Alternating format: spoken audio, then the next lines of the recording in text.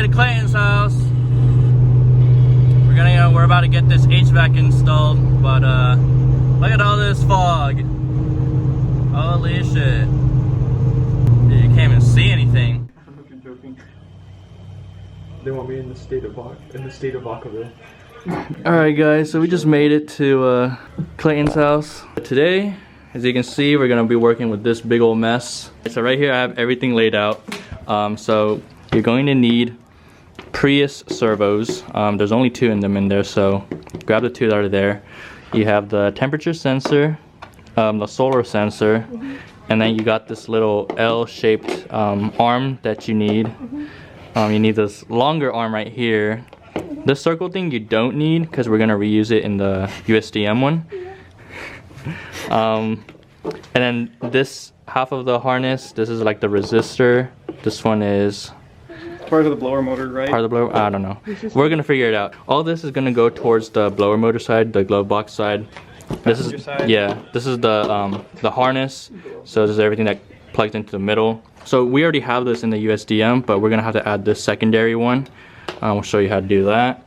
And then right here, this is another like sensor that we're gonna put in. Everything right here is the driver's side. These are the right-hand drive servos, but we're gonna unplug them, and we are going to have to switch these arms onto the Prius ones. So basically, it goes from driver's side, middle, and then glove box. Yes, that's exactly what I just said. Yes. Okay, so basically it goes from driver's side to middle to glove box. Dude, are you a Celica expert? I didn't know that. I told you, I'm an admin. Alright, but anyways, that's everything that we need. The most crucial parts are the Prius servos and this little arm and this long arm too. If you don't have this especially, or the Prius servos, you won't be able to do it. I just realized I forgot to show the most important part. This is what we're putting in. So this is what the JDM and all the right-hand drive cars and then we got some ugly ass shit. Let me show you. Annoying ass wire. And we got that ugly thing in the middle. So yeah, we're just gonna install this. Everything's just gonna be digital. It's just gonna be cooler, more modern. And big old flex. So what do you have to do right here on the glove box area? All right, ladies and gentlemen. So on the passenger side, we're gonna take off the glove box. First, there's 1, 2, you twist these and they pop right out and it drops the glove box. From then, you have this bolt right here on the bottom, and then you have this one on the bottom as well. And then if you open up the glove box, you can see there's 1 screw, 2 screw, 3 screw on this side, and then this entire glove box should pop down. And then for this portion, for where the fuse box sits, right here, there's a screw up on the top right here, and then there's one right here. But to take that off, taking off this entire centerpiece. So take out this little cover on the bottom, 2 10mm bolts. There's 1 screw right here, 1 on the other side on the same side, and then also gotta take off this. But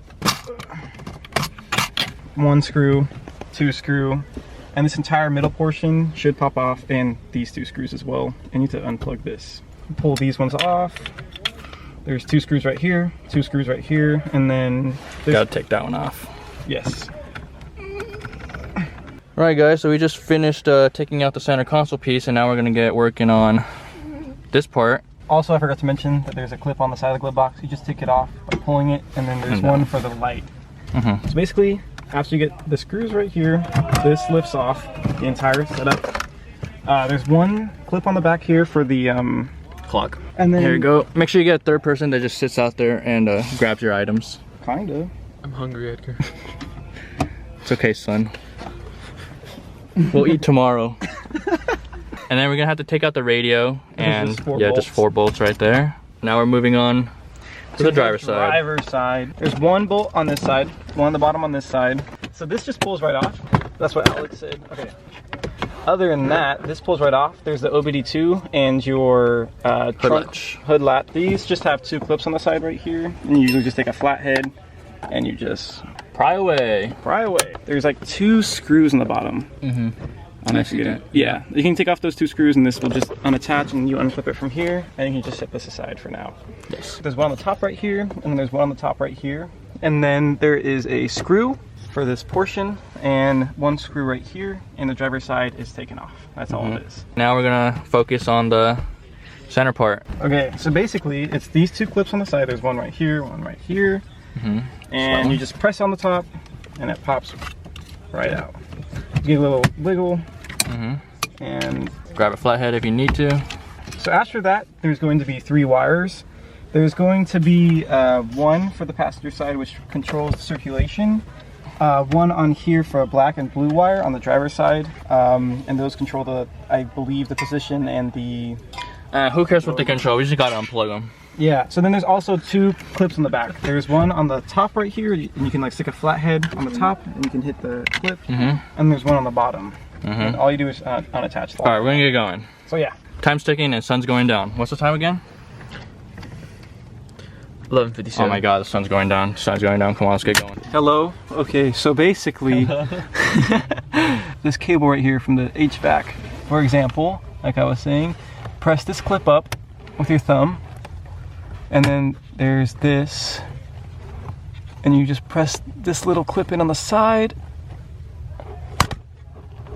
you pull it off, and then that's kind of it. And you repeat that for the blue wire and the gray wire on the other side. So for this on the blower motor, I did the same things. You can see the tip of it is just like a metal circle. It's just this metal circle thing that you just pull off. It's nothing too hard. Slide everything out.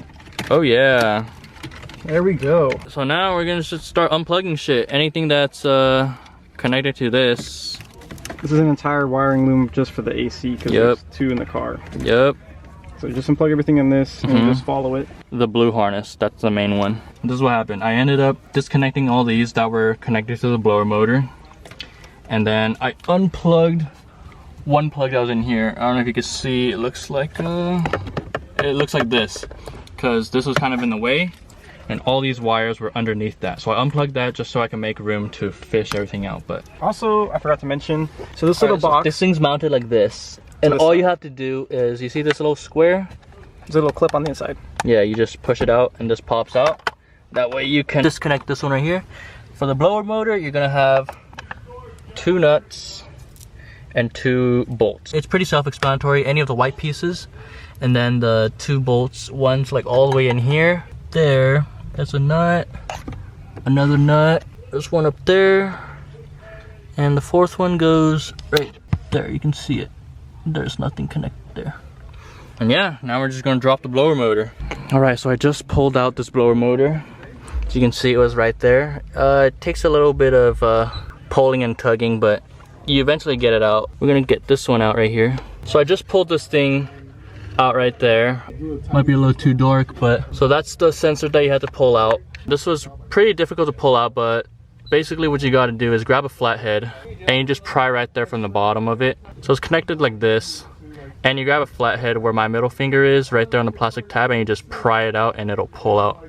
Pull this out, and then on the new harness there's going to be another one of these that we're going to have to attach. So we're going to have 2 of these, put it in 2 of the gray wires, that is. Special appearance by that Too Slow guy. I heard he's hella slow. We used to go downtown and everyone would be like, oh yeah, there he is right there. People would be yelling. He's hella slow. He's flirting. I know. Spitting game right now.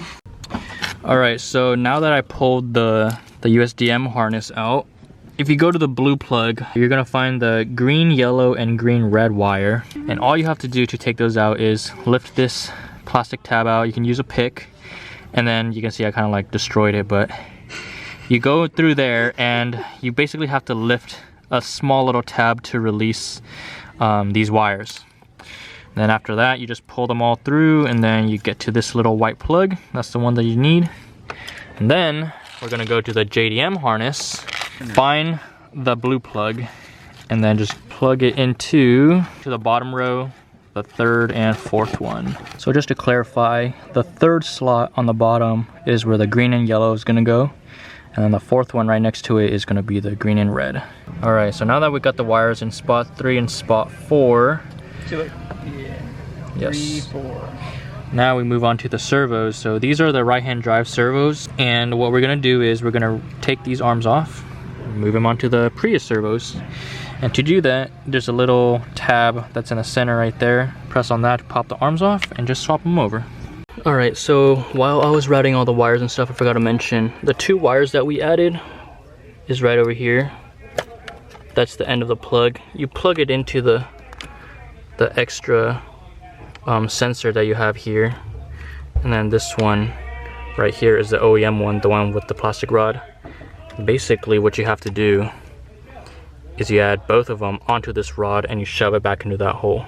These 2 plugs are going to be the same, this one, but this one is from the actual harness, and this one is the 2 green, yellow, green, red wires that we added into with that little pigtail that comes out. So I just got the servos plugged in. The longer one's going to be the mode servo, so it changes from feet, front, defroster, whatnot. This is going to be your temperature servo, the shorter one. So obviously the longer one's going to go up top, and then the temperature one's going to sit something like this down below. I'll throw up a picture on what it should look like.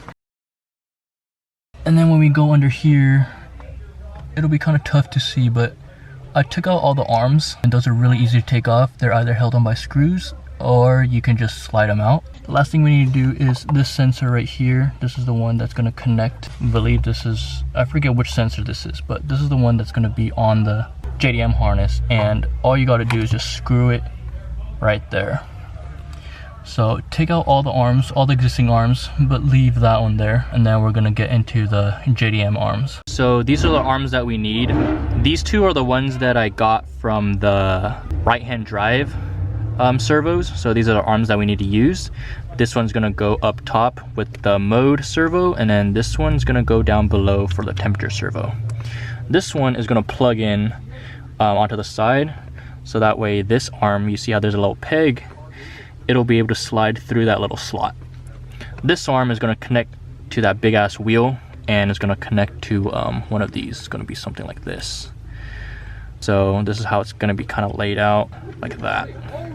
So these 2 go together, you know, so top servo goes with the top arms, bottom arms go with the bottom servos. I'm going to go ahead and screw everything in, try to put everything together and see what it looks like. Alright, so how do I explain this? This arm that I was using, so currently I have this basically backwards, because this small arm is supposed to go on like this, right? But it's only rotating this way, but it should be rotating up here. Now this isn't the correct one, but I'm just using it as an example. It should be rotating like this. The correct one that I am using, when I put it on, it's rotating on the bottom, because as you can see, the tabs, the little indent, are on opposite sides, but then this one doesn't have the circle, so we can't use this one. This is off the USDM or the Prius servos. So what we ended up doing is we flipped this upside down. We flipped it upside down, and now it should click in. It's not properly clicked in, but it fits, and now it rotates up here. However, this arm right here is supposed to connect to this hole, but because this small arm is flipped around, this long arm is super loose. So what I ended up doing is I grabbed 2 zip ties, tie them together, not too tightly, so you know there's still some wiggle room, some room for it to move. Otherwise it'll just pop off every time. I hope that was clear. It is kind of confusing, but you just have to flip this one upside down.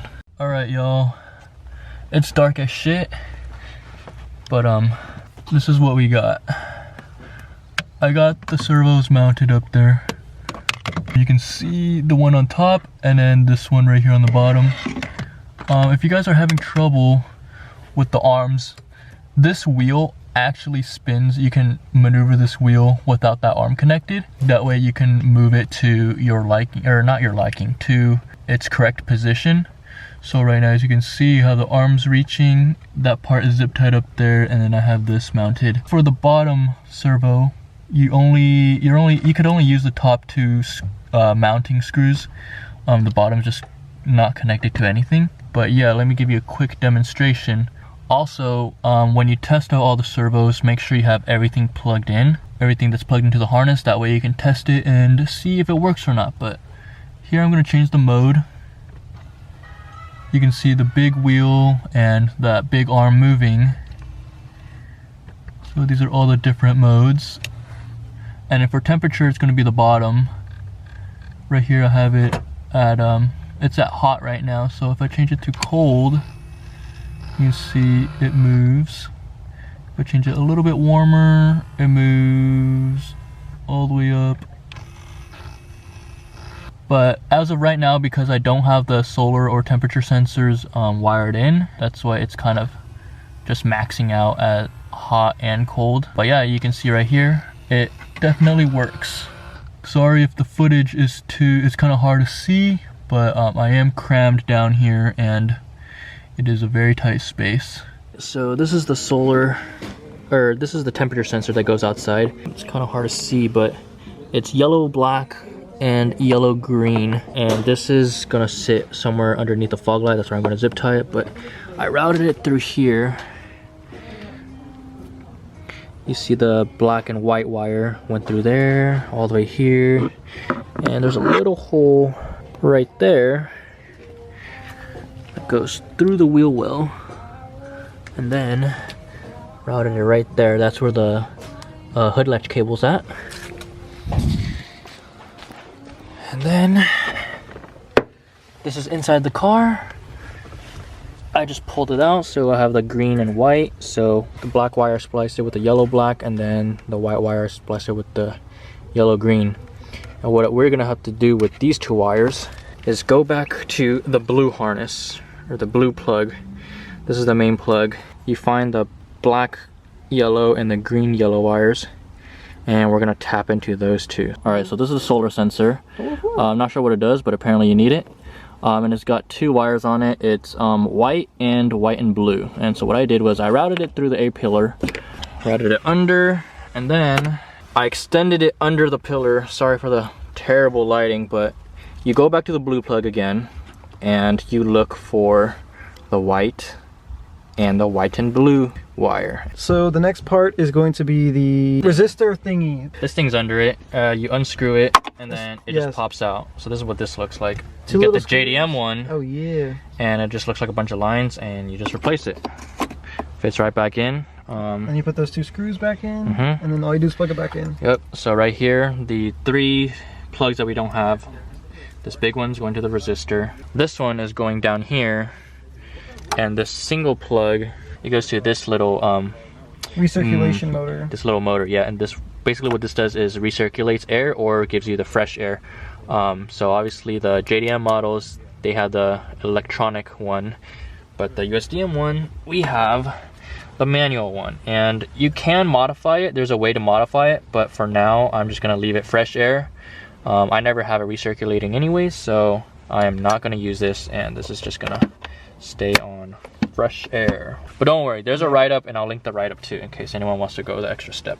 That's recirculation. So recirculation is where it's more towards the right. Left is fresh air. Okay.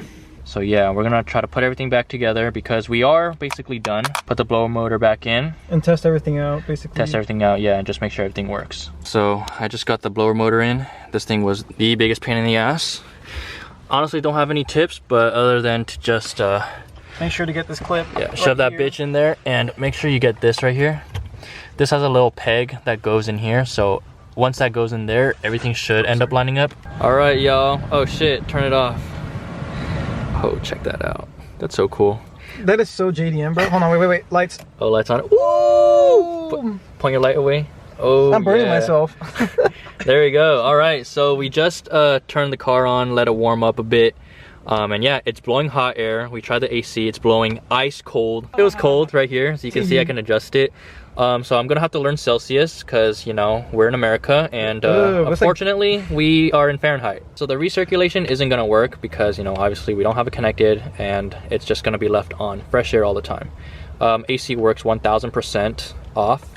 Also works, as you can see, it's not blowing anymore.